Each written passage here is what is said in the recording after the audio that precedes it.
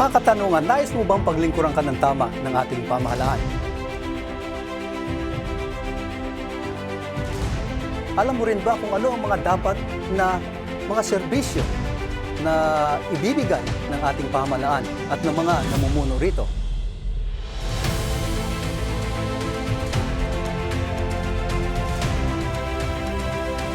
Sa isang banda, natanong mo na rin ba ang sarili mo kung paano ka makapaglingkod, katuwang ng pamahalaan bilang isang tapat na mamamayang Pilipino?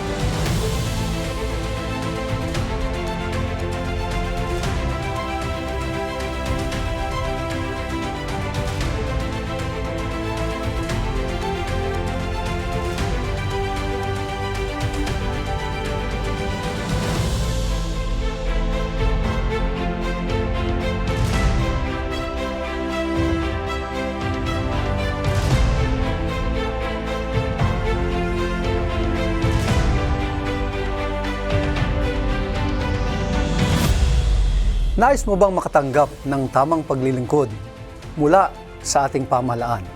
Siyempre naman. Pero ang tanong, alam mo ba ang mga serbisyo at mga panukala ng mga ahensyang ito at ng mga public servants na namumuno rito? Sa isang banda, sumagi na rin ba sa iyong isipan na makatulong sa paglilingkod at tulungan itong ating mga public servants at ahensya bilang isang tapat na mamamayan? Yan ang ating katanungan ngayon. Kaya, samahan kami at ating alamin ang ahensya ng pamahalaan na ngayon ay represented dito sa ating episode na ito. Salamat sa lahat ng patuloy na sumusubaybay ng mga televiewers. Kami po ay inyong patuloy na sundan sa mga episodes pa dyan sa mga contact information sa inyong screen. Sa programang ito, ating matutunghayan ang isang ahensya na may kinalaman din naman at ito ay nasasaad sa Biblia. Kung babasahin mo sa aklat ng mga awit, Psalm 24 verse 1, sabi ni Haring David, "The earth is the Lord's, and all it contains, the world and those who dwell in it." At kung inyong titignan, mula pa sa Henesis, napag-usapan na ang kalupaan. Genesis chapter 3 verse 9 ang nagsasabi ron, nung si Adan ay pinaalis ng Panginoon sa Hardin ng Eden. Itong sabi niya, "By the sweat of your brow you will eat your food until you return to the ground, since from it you were taken, from dust you are and to dust you will return." Ngayon, bakit natin pinag-uusapan yan? Sapagkat pag-uusapan natin ang patungkol sa kalupaan. At nais kong ipakilala ngayon, pero bago ko siya ipakilala, nais ko munang batiin, unahan ko na siya, ang ating mahal na panauhin, na batiin ang lahat nating mga kababayan na nakatanggap na ng kanilang mga lupa mula sa ating Pangulo na ipinadaan dito sa departamentong ito. Ngayon, narito ang isa sa sasabihin ko, pinagkakatiwalaan ng ating Pangulong Duterte bilang tagapagpatupad ng pamamahagi ng lupa sa ating taong bayan. At ito ay si Secretary Attorney John Castriciones. Welcome po sa ating program, All the King's Men, Secretary. Magandang umaga po, Pastor Jun, at bumabati po ako ng isa pong makadiyos at masayang araw po sa atin pong mga nanonood po ng atin pong palatuntunan. By the way, si Secretary ang isa sa mga kadahilanan kung bakit naging matagumpay ang kampanya ng ating Pangulo at ngayon ay siya ay naluklok bilang Pangulo ng Pilipinas sapagkat siya rin ang sa kasalukuyan ang presidente ng MRRD-NECC. Mamaya-maya ay tatanungin namin, Secretary, kung ano yan. Pero ngayon, dahil siya ang namumuno sa isang departamento na tinatawag natin Department of Agrarian Reform, marami tayong katanungan sa kanya. At ayan ay sasagutin niya. Napakaraming hashtag. Kung titignan nyo, bisitahin nyo ang kanilang websites. Itong mga hashtag doon. DAR for Farmers, Land for Farmers, Comfortable Life for All, Partner for Change, CARP at 30, Dare to Change. So lahat ng yan, mamaya i-explain yan sa atin. Alam mo, Secretary, kami sa church ay naniniwala rin na kinakailangan lumahok sa nation building ng isang lahat ng mamamayan ng citizenry. Kaya nga, pwede nyo ba kaming bigyan ng idea kung papaano lumahok ang mga civil society at faith-based organization? At ayan, mamaya ay inyong sasagutin. Ngunit, ano ba ngayon ang pinaka-latest na lumabas sa media na involve ang DAR? Unang-una po, tayo po ay naatasan ng ating presidente na atin pong pag-ibayuhin ang pamimigay po ng lupa at suporta po sa atin pong mga magsasaka.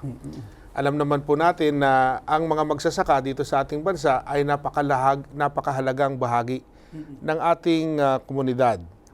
As a matter of fact, just to cite a few of the statistics, 70% of our population are actually engaged in agriculture. And of course, we also ought to know that we are an agricultural country, basically. So kailangan po natin na pag-ibayuhin ang agrikultura. At ginagawa po nga natin itong tinatawag natin na reforma sa agraryo. Ayan po ang dahilan kung bakit po nagkaroon tayo ng isang departamentong katulad nito. Dahil gusto po natin talagang mai-correct yung maiwasto natin, yung isa pong pinag-uugatan ng marami pong problema na sa English ang tawag po natin social injustice, na kailangan po natin para po talagang matutukan natin yung pag-unlad at kapayapaan ng ating bansa. So, nakikita po natin na lumalabas kayo sa TV kasama ang Pangulo na namamahagi ng lupa. Pero lately, nabanggit din po ang inyong department doon sa issue sa Boracay. Ano po ba yung nangyayari doon? Well, ito nga po yung sinasabi natin na talagang departamento po, ang ating pong departamento ay talaga pong interesado talaga at talagang naatasan po ng presidente na pag-ibayuhin ang ating mga tungkulin. Unang-una, para lang mabanggit ko, Pastor John, marami na po yung mga pamimigay natin ng lupa na nangyari sa panahon ng administrasyon ng ating Presidenteng Duterte. At ito po ay, ang simbolo po nito ay pagbibigay po sa magsasaka yung tinatawag natin na CLOA. Ito yung Certificate of Land Ownership Award. Na kung saan, ang ating po nga magsasaka na dati-rati ay walang pag-aari na lupa, ay nabibigyan po sila ng isang bahagi ng lupa, a maximum of 3 hectares. Para po talagang magamit po nila para pataasin ang antas ng kanilang pamumuhay. So ito po yung mga lugar na sa panahon po ng ating Presidenteng Duterte ay nabigyan na ng kalupaan. Unang-una, meron po tayo yung CLOA distribution doon po sa Zamboanga Peninsula. At ito po ay nangyari doon sa Dapitan City. At pangalawa, meron din po tayong CLOA distribution na nangyari doon po sa Sultan Kudarat. Na kung saan ay nakapagpamigay po tayo ng hindi ko lang masyadong siguro matandaan yung mga numero, Pastor John, pero kulang-kulang siguro ito ng mga more or less 2,000 to 3,000 hectares, At ito po ang mga recipients po nito ay karamihan yung mga dati pong mga miyembro ng MILF. Dahil ang gusto ng ating presidente ay sila po ay sumali, manumbalik sa atin pong society para magkaroon po ng tunay na kapayapaan at pagkakaisa. So nakita ba natin yung relationship ng maraming lumalaban sa gobyerno dahil sa ganyang mga issues? Public knowledge naman po yan. Pastor John, alam naman po na pag-aralan po natin yan. Marami po sa mga upheavals, sabihin na natin, na nangyari po sa atin pong kasaysayan ay nanggaling sa mga magsasakang uri. Alam naman po natin yan, yung mga tinatawag natin na mga insurrections, yan, alam natin yan, yung mga mass actions, marami po yan Yung the reason why some people organize themselves to really rise up against the then administration of the past administrations, Yun po ang kadahilanan. At yan nga po ang talagang iwinawasto po natin para talagang social injustice. Dahil nga po sa pananaw ng atin pong maraming mga kababayan na ang mga mayayaman, nagmamay-ari ng napakaraming lupa, hindi naman nila kailangan. Samantalang ang mga mahihirap, ni wala man lang kahit isang pirasong lupa. Na sila naman ang nagtatrabaho sa lugar na yun. Talaga namang wala naman talagang dapat nagmamay-ari ng lupa dahil para sa lahat yan. Ganun po ang So nakikita ko na marami pa tayong pag-uusapan. Mamaya-maya sa ating pagbabalik, panunurin muna natin ang ilang mga nangyayari na sa Department of Agrarian Reform at babalik tayo maya-maya.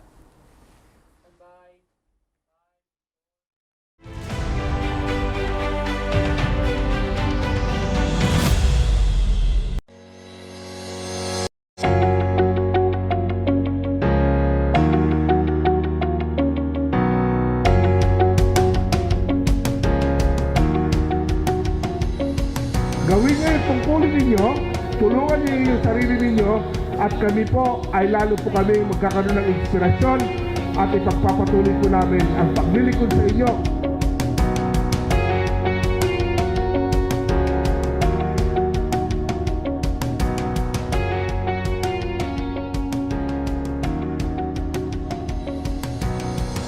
Sa 15 region, tayo po ay iikot upang ipamahagi na yung pinakahihintay ng ating pong mga agrarian reform beneficiaries, sapagkat ang layon po ng ating programang ito ay upang maiangat natin sa alleviate poverty, na kailangang maibaba natin ang poverty incidence from 21% to 14% before he leaves office. Pag makita natin yung dump truck, para bang makaiyak tayo? Parang hindi ko ano ang kaligayahan.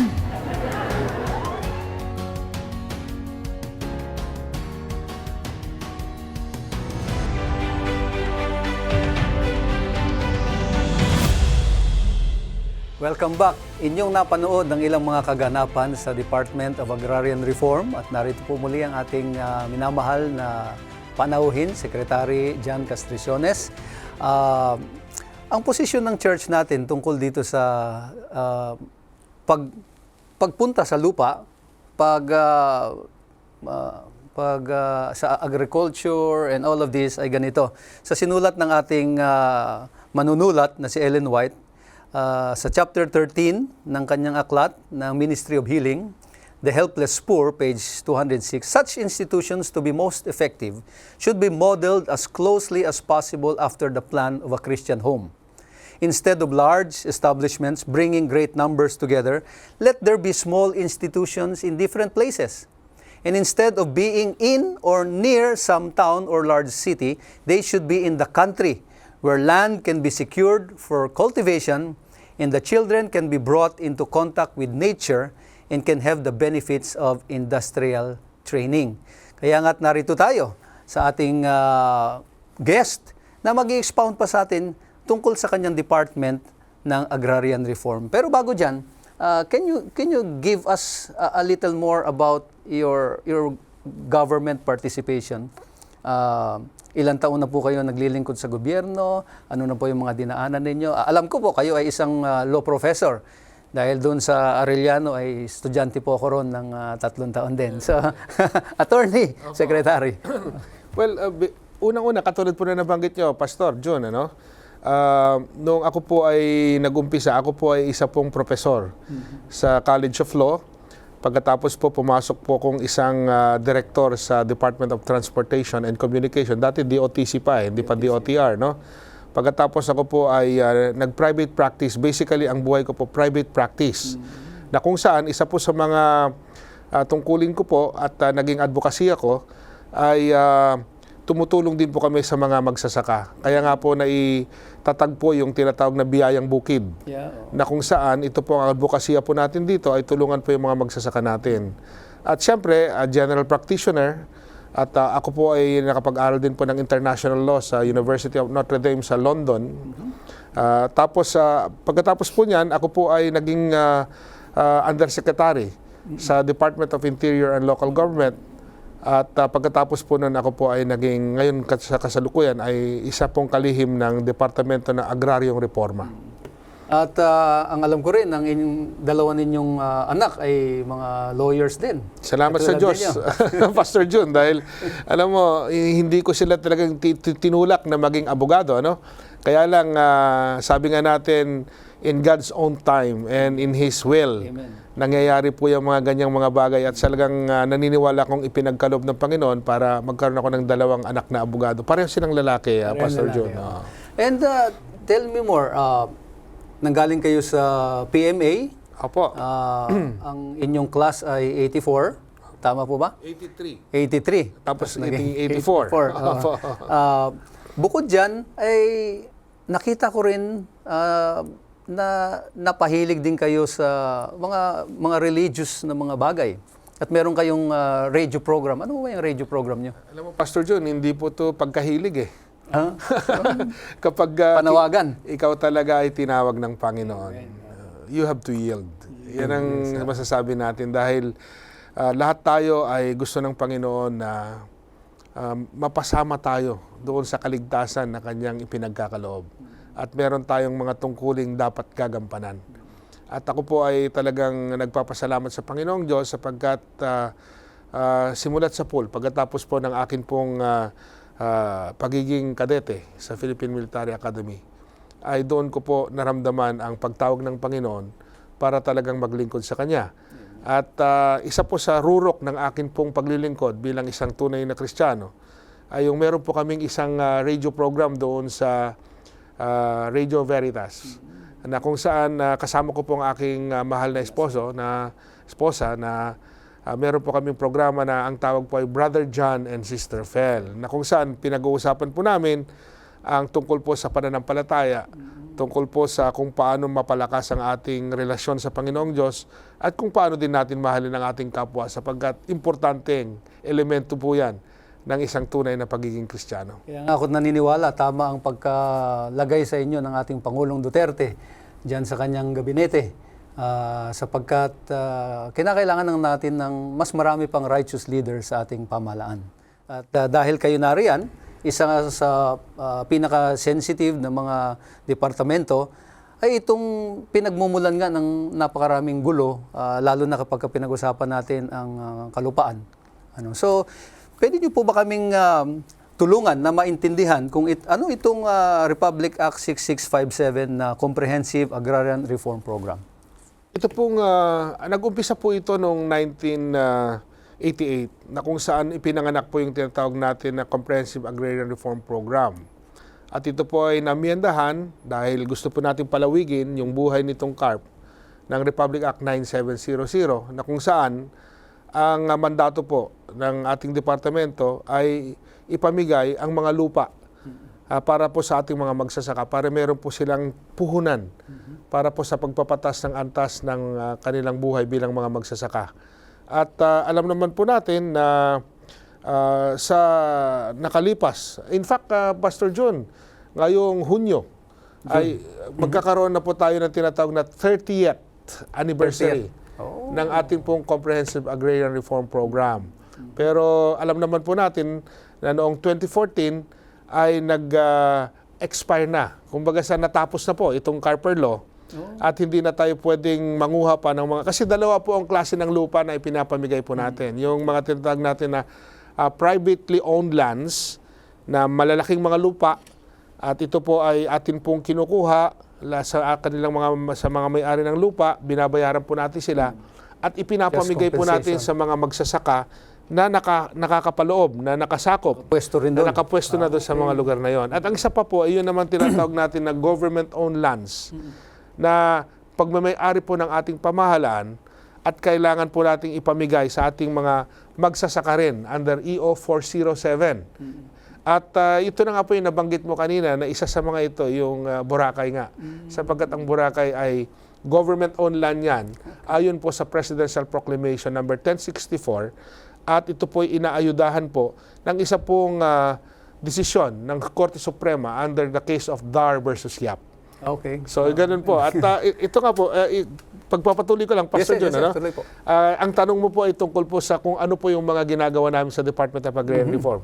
Pagkatapos po namin bigyan ng isang kapirasong lupa ang magsasaka, binibigyan po namin sila ng suporta.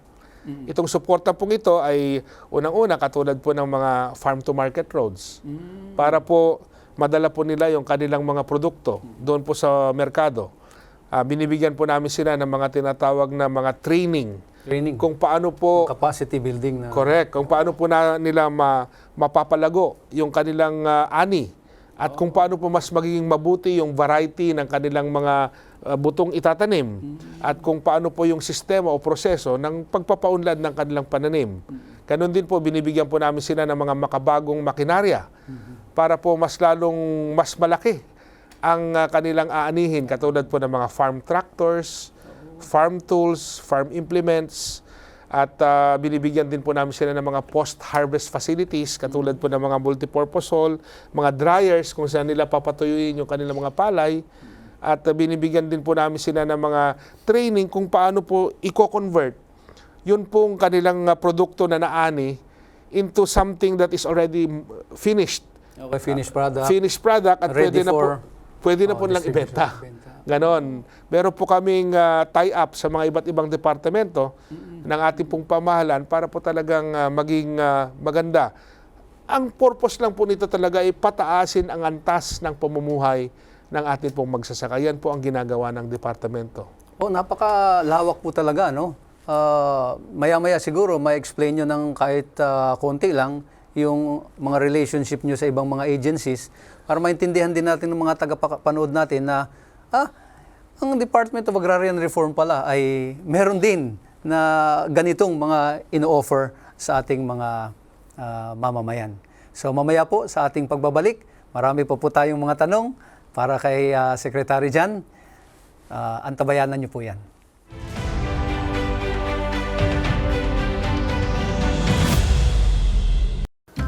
Ako si DAR Secretary Jan Castriciones. Ang sabi ni Pangulong Duterte, ang mga magsasaka ay mga bayani ng bayan dahil sila ang nagpapakain sa sambayanan. Kaya inatasan niya ang Land Bank at ang Department of Agrarian Reform na tulungan ang mga magsasaka at bumuo ng programang pautang na madali ang requisitos, mababa ang interes at abot kayang bayaran. Bakit pa sa 5-6 mangungutang? Magtanong na sa Land Bank. Halika.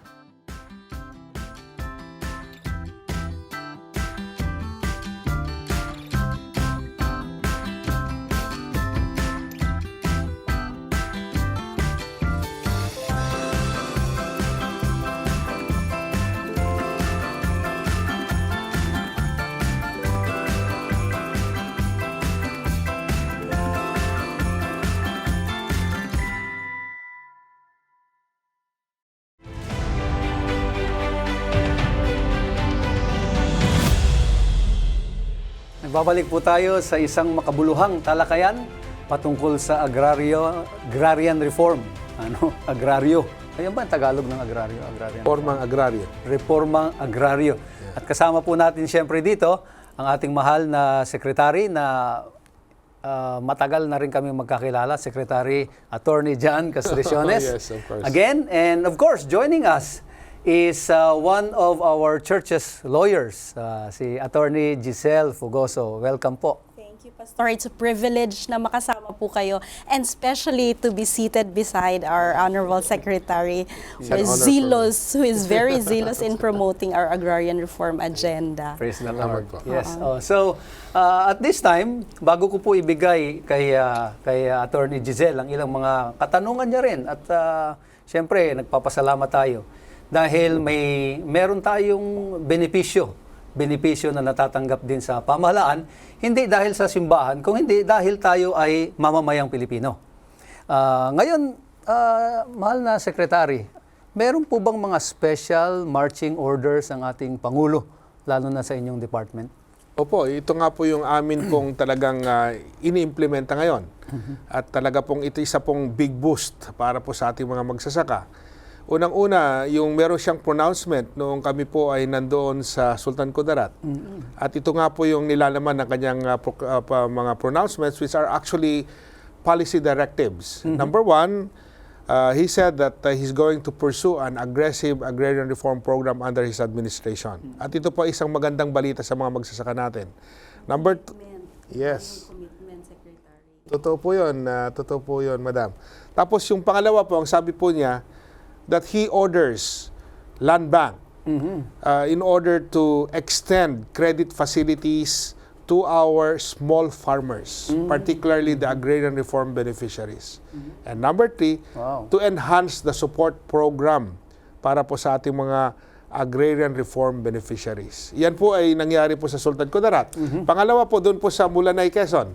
Ang sabi po niya doon sa Mulanay, Quezon, nung kami po ay namimigay ng CLOA, ang sabi po niya, it is high time that we should distribute idle lands, particularly government-owned lands. Yes. Yan po ang sabi niya. At saka sinabi rin niya po na we have to include military reservations. Yan ang sinabi niya. If there's a need, include forests and mountains which are not being utilized. Sinabi po niya. Kaya nga po dito dumating noong siya po'y paalis papuntang China, dito po dumating yung sinasabi niya na isang policy directive din na pati nga po yung Boracay kailangan nang ipamigay sa mga magsasaka. Yan po ang nangyari. Nabanggit niyo kanina yung mga idle lands. Andito si Attorney Giselle. Yes. Parang yung idea noon na nangyari sa church natin, sa isang school. Kwento mo nga yun. Yes, Paano nangyari? Secretary, we would like to relate to you yung isa din na concern ng ating church because we have properties owned by the church which we use or devote for educational purposes. So how can we reconcile these two policies of the government na gusto din natin i-promote yung education, which our church is also doing, and as well as pursuing yung goals natin to fully implement yung agrarian reform agenda of our government? Well, actually, in order to answer that issue, first of all, I think it is necessary for us to understand that at this point in time, the Carper Law under Republic Act 9700 has already expired. Yes, yes. That was way back 2014, which means that the issuance of notice of coverages has already terminated, Yes. stopped. So, although, of course, those which have been previously covered Continues. under the so-called Republic Act 9700 are still continuously being distributed to our farmer beneficiary. And just to give you an insight as to how vast these so-called areas to be distributed as yet, it's around 500,000 hectares. So we have a all over the Philippines. all over the yan, Philippines. So we have a Secretary. target of around 50,000 each year. And right now, since the President has given us an additional directive wherein idle lands, particularly government-owned lands, Yes, it's military about reservations that they have also to be distributed, then definitely the area of land which we have to distribute will become bigger, and therefore it will take more time and it will take more initiatives for us to really implement this program. So to address your question, Yes. kasi po dalawa po kasing klase ng ng lupa, yung government-owned lands at saka yun pong Privately owned lands. Yung sa inyo po kasi privately owned lands Yes. Yung sa inyo po wala pong problema yan dahil tapos na po That's yung notice of good. coverage. Kaya hindi na po yan sasakupin. Ay, Not that's unless a nice guarantee. Oo nga po, not unless tama yun, Pastor John. Pero not unless, kasi right now, the President has also said that we have to prepare a bill to be passed to Congress for them to act on na magkakaroon po tayo ng panibagong batas para po ipagpatuloy po yung Agrarian Reform Program. Kasi nga nag-expire na nga po, di po ba? So, kung magkakaroon po yan, i-define po natin para maprotektahan naman po yung interest ng mga institusyon katulad po ng inyong simbahan na alam po nating aktibo na tumutulong sa pamamagitan ng pagkakaroon ng mga educational institutions. Yun po. Ngayon, yung sa mga government-owned lands, Like UP, University yes, of the Philippines, you're right. they have vast tracts of properties. yes, you're right, Pastor. Attorney Giselle. Let me just give you a case in point, which is very specific, like the University of Southern Mindanao in Arakan Valley. This Yes. consists of thousands and thousands of hectares, Pastor John. And right now, only, I think, I'm not sure about the figures, but if my memory serves me right, it's around 500 hectares of that thousands of hectares is only being utilized for educational purposes. And so, but the reality on the ground, when you go to ground zero, is that the area, the remainder, is now being utilized for agricultural purposes. There are many farmers there now who are settled there.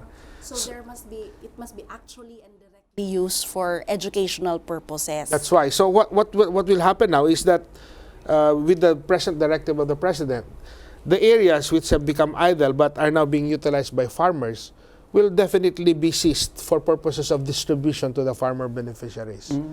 And that will really make a lot of farmers very happy, and it will really uplift their economic lives.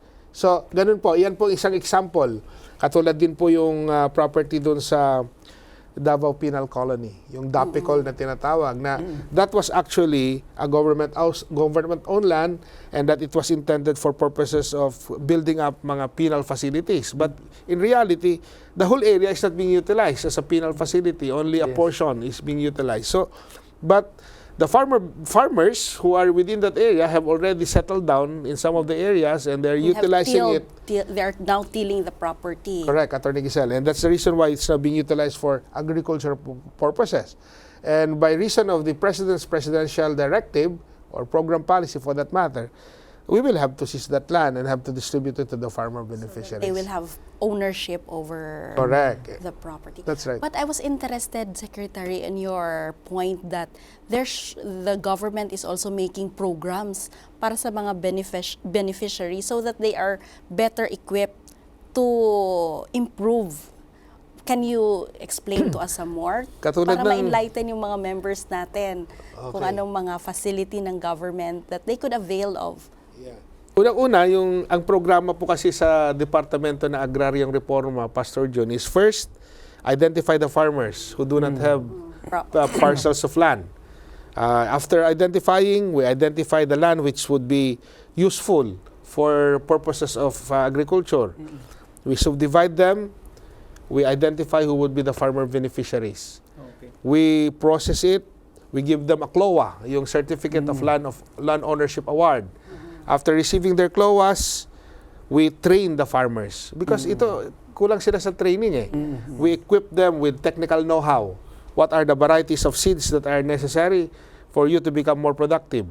What are the machineries? Because we are in a modern era. So, They have to Secretary, upgrade they also suggest, na sabi niya, you have been planting here pineapple, pero ang lugar na ito ay dapat ay ibang plant. Pwede So, po yun. Ginagawa niyo Pwede rin. po yun. Or tinatawag natin na intercropping. Na So ngayon, you tie up with the agriculture Other departments. Yes, the meron po Department of kaming Agriculture. meron po kaming tie-up sa Department of Agriculture, and at the same time meron po kaming sarili ng mga programa katulad ngayon, meron kaming tinatawag na sugarcane block, di ba? Cocoa block, yung mga ganon. Yung cocoa. Very in demand po yan, Pastor, sa international market. Chocolates. Yung mga Pang chocolate, opo. So, ganon. Pagkatapos po nating bigyan sila ng training, we organize them para magkaroon po sila ng tinatawag na strength in unity. Yes, like Yung- cooperatives. Yes, we call them the Agrarian Reform Beneficiary Organization or the ARBOS. So pagkatapos po natin silang i-form into cooperatives, dyan na po magpupurin yung mga support na talagang malalaki. Resources. Katulad po ng mga farm tractors. We will provide them with farm-to-market roads para madala nila yung produkto nila sa market. Pagkatapos, we provide them with a good variety of seeds, with technical know-how as a group, di ba? Kasi merong mga farm kasi na kailangan na malaking lupa eh. Hindi lang maliliit, katulad ng mga banana plantation, sugar cane, yung mga ganyan. Pagkatapos, after that, bibigyan namin sila ng credit facility. That's Yan. important also. Bibigyan natin sila ng credit facility para magamit nila for purposes of their operation. Pagkatapos po nun, saka po natin sila ililink up sa mga different organizations at saka sa mga different institutions para po lalong mapalago yung kanila pong pagsasaka bilang mga magsasaka. So Ganun parang ang all of the country approach, all of the mga department approach na no? Interagency na meron ba kayong tawag diyan katulad sa ibang mga sa DILG tayo, may mga Convergence. interagency. Convergence po. Yan po. Yan nga po yung programa ko ngayon na of course inspired by the fact that alam niyo po ito po yung mga challenges natin eh. Alam niyo po ba ng magsasaka natin, ang average age na magsasaka natin ay 57 years old? Medyo tumatanda na po. Yes, the promotion of the agricultural sector, especially among our youth, di ba, Secretary? Totoo po yun, Attorney Giselle. 57 years old, Pastor John. Ilang taon, siguro baka mamaya maubos na. Tapos ang mindset pa ng mga magsasaka po natin ay, anak, galingan mo mag-aral, para kapag nakapag-graduate ka na sa college, iwanan mo ng pagsasaka. So sino pa pong matitira? Who will be feeding us 20 years from that now? will be a problem po. Alam naman natin sa ibang bansa, katulad po ng Japan, Taiwan, Korea, Sa United States, ang mga mayayaman magsasaka. Ironically, baliktad po dito sa atin, ang mga magsasaka, ang mga kawawa. So, with that concept, ano po, ginagawa po natin ngayon, binibigyan natin ng pansin, paano ba natin mabibigyan ng solusyon itong problemang ito? Yan po yung aking tinututukan. At alam mo po, sa akin, Bigyan niyo po kami, ano po ba yung, at least, ano na yung naumpisahan or sa nabubuo sa inyong isipan para ma-address ito? Yung challenges na yan. Sa tulong po ng ating, sabi nga natin, everything happens by God's will, by God's time, by God's Providential. grace. Oo. Ako, ang pananaw ko po kasi, ang isa sa mga pinakamahalagang pundasyon ng ating pong komunidad ay ang pamilya. Yeah, family is the medium or the instrument which God can make use of in order to make a community progressive. Amen.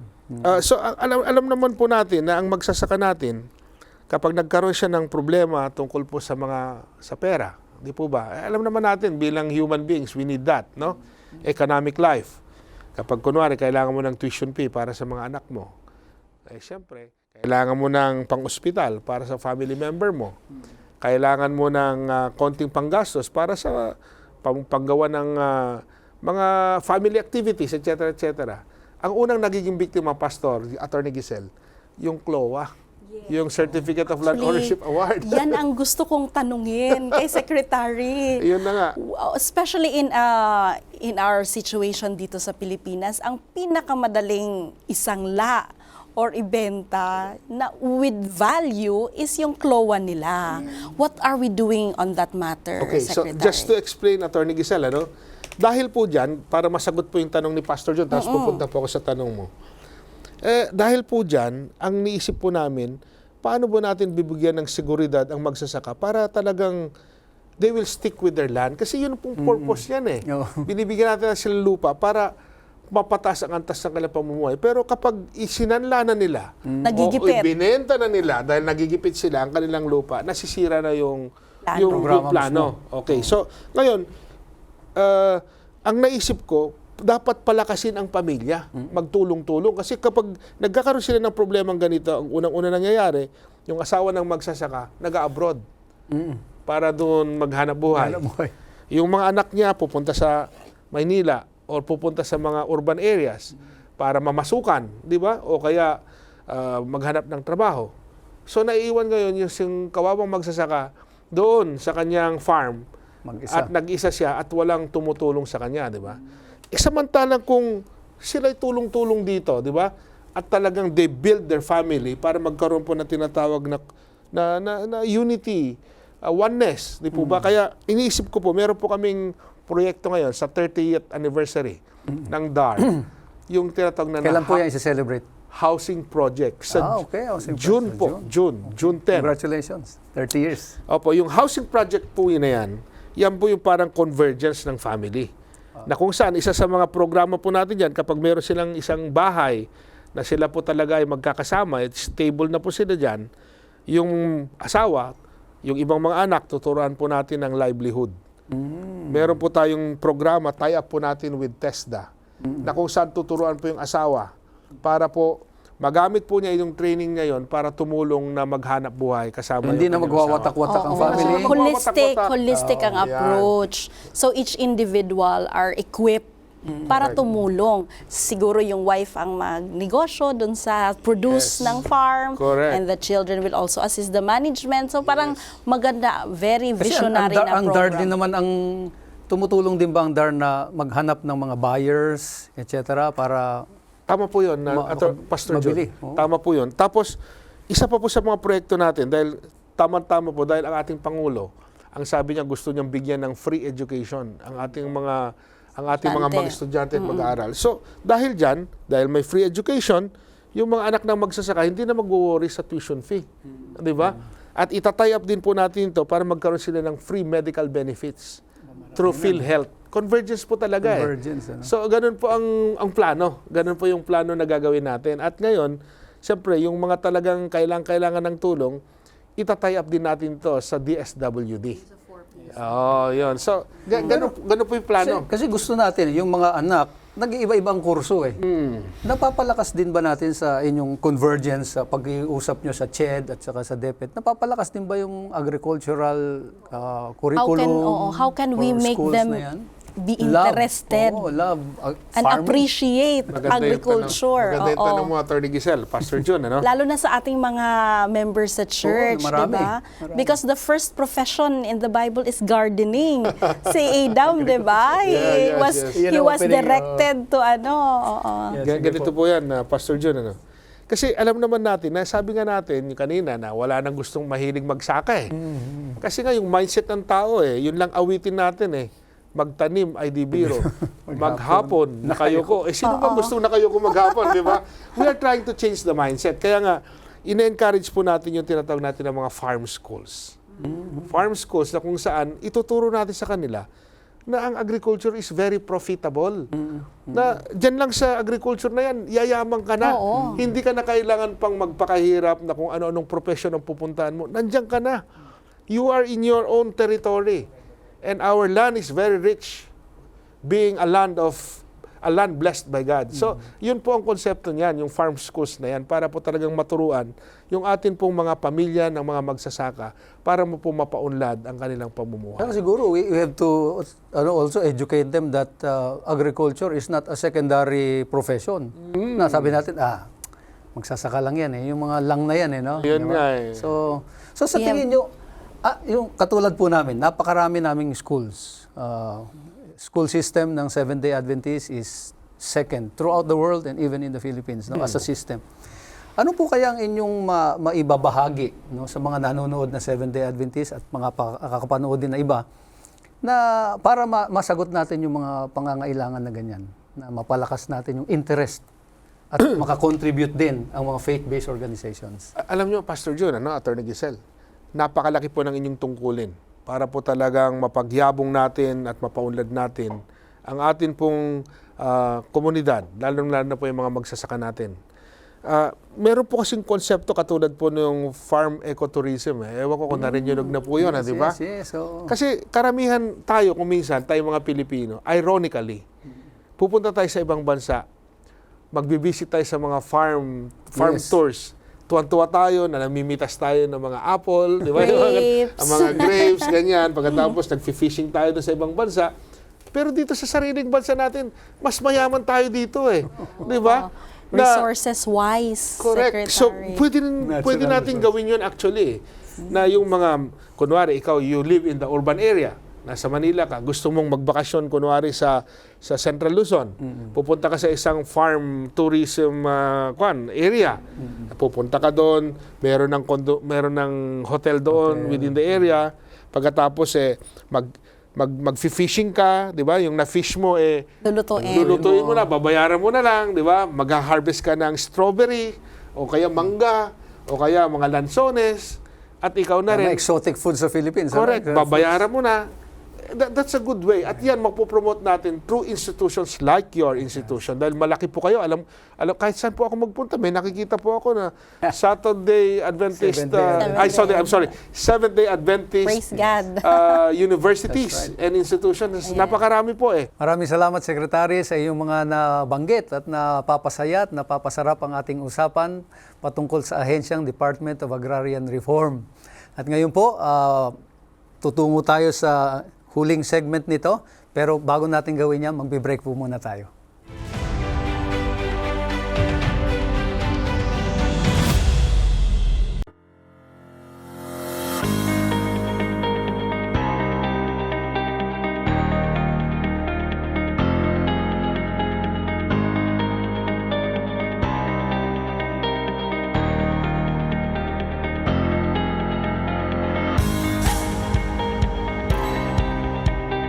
Kung kayo ay tuwan-tuwa ngayong hapon na ito, kami rin sa Department of Agrarian Reform ay halos tumatayo ang aming mga balahibo. Dahil sa tuwa namin na nakikita namin na ngayon ang mga magsasaka dito sa Zamboanga ay meron ng pagmay-aari ng kanilang sariling lupa.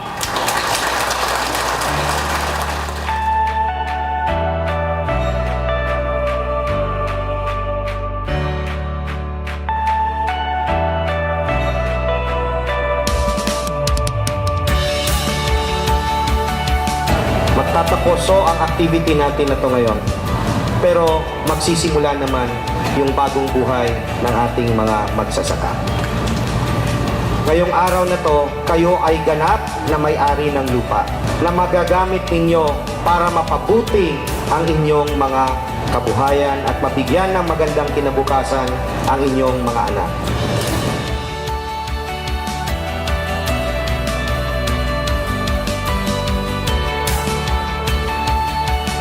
Para sa akin, palagi ko pong sinasabi at ulitin ko po ito, na ang ating mga mag-uuma, ang ating mga magsasaka ay isa sa mga bayani ng ating bansa.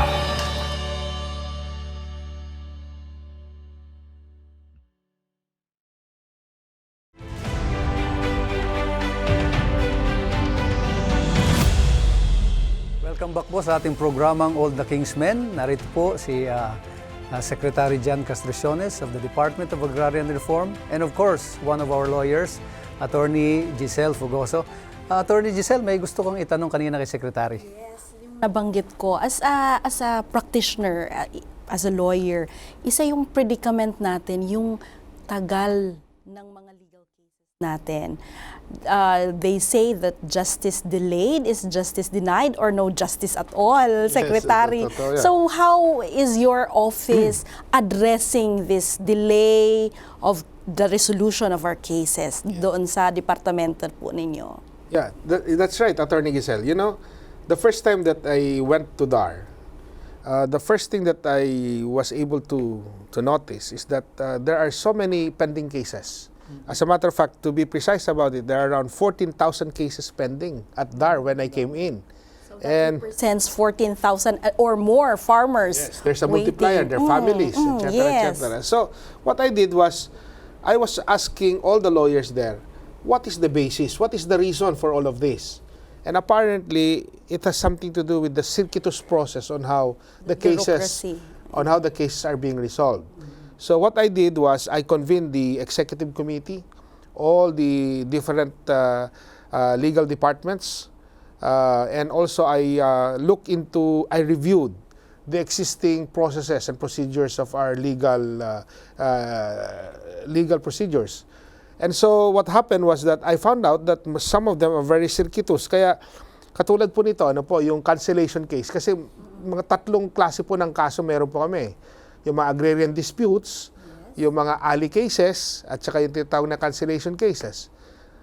Yung cancellation at saka alley cases, kapag tinitingnan mo po yun, pag na may isang magsasaka na nag-file ng kaso doon sa baba, kasi meron po kami yung tinatawag na yung sa Maro level, municipal, yung Paro, yung provincial, at tapos yung regional tapos yung departamento natin, yung sa central office.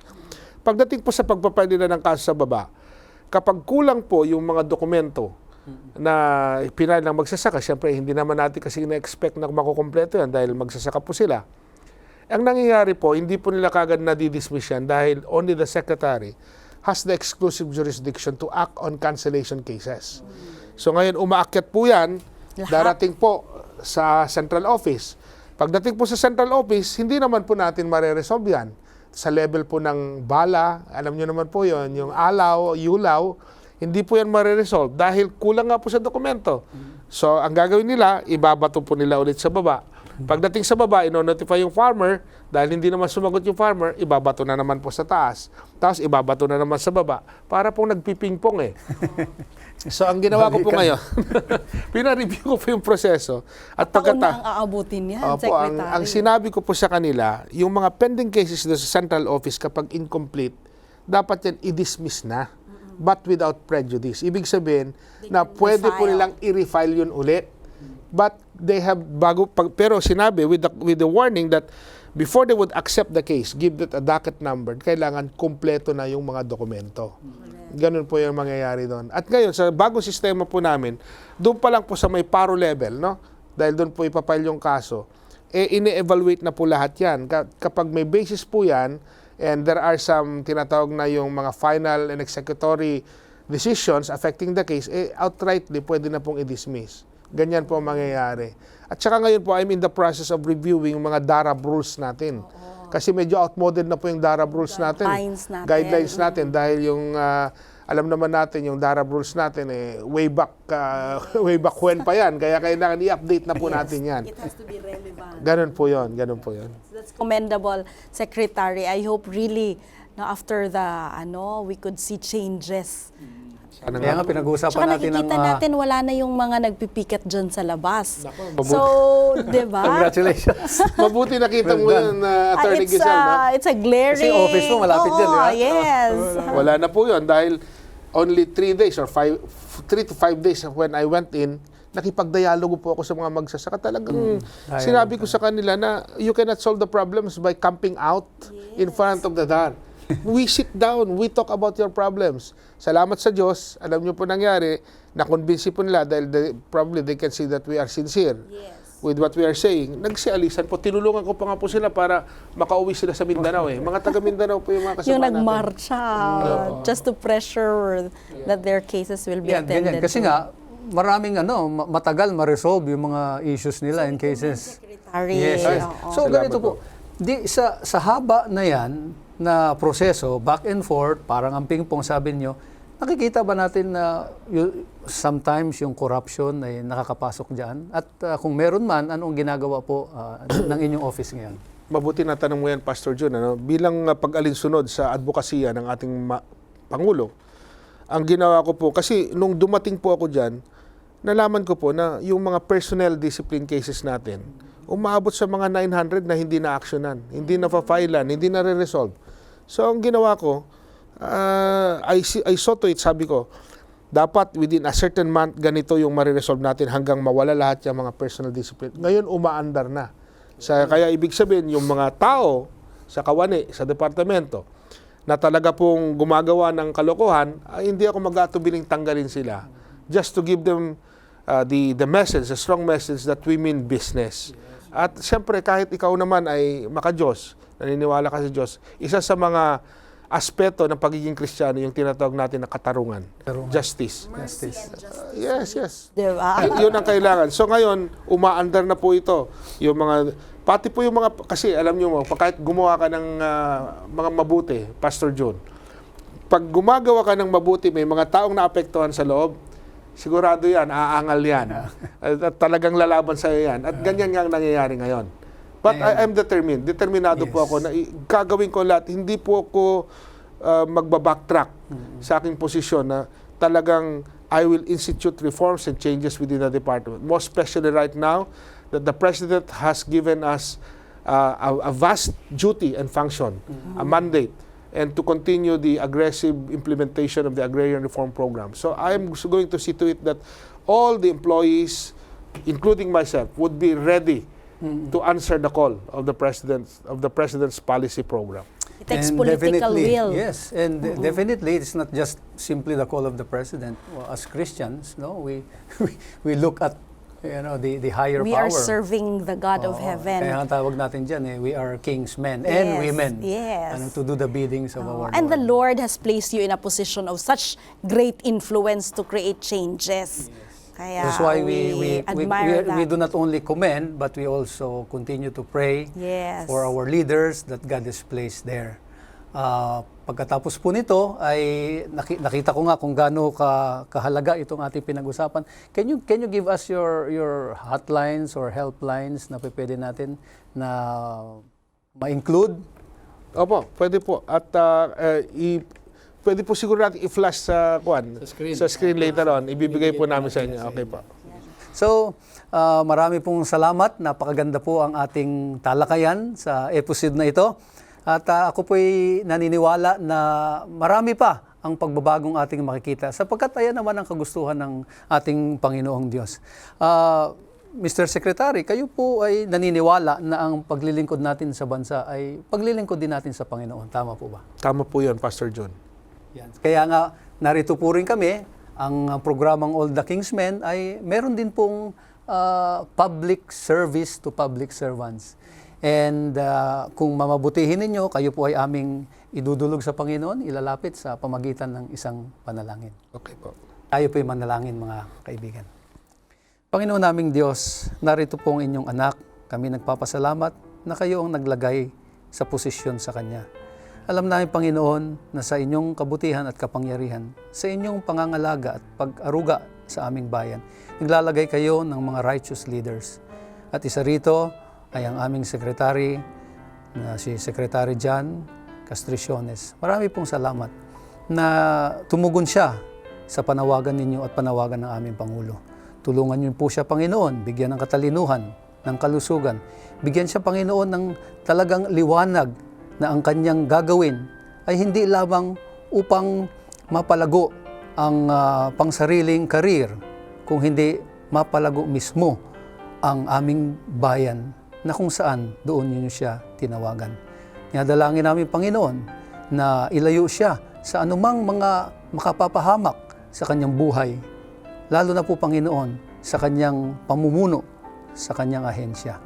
Pagpalain niyo rin po ang aming Pangulo, pagpalain niyo ang aming bansa, at maraming salamat sa patuloy ninyong pagbibigay sa amin ng pag-ibig, sapagkat ito lahat ay hinihiling namin sa pangalan ng aming Panginoong Hesus. Amen. Nariyan po ang isa na namang makasaysayan na interview sa isa nating ahensya ng ating pamahalaan. At alam ko marami rin tayong may offer sa ating bansa na paglilingkod. At kaya nga't sa lagi nating sinasabi na ginagawa natin ito sapagkat we are all the King's men and women. Kaya po muli, ito po si Chaplain June Bautista nagsasabing, May the King be with you.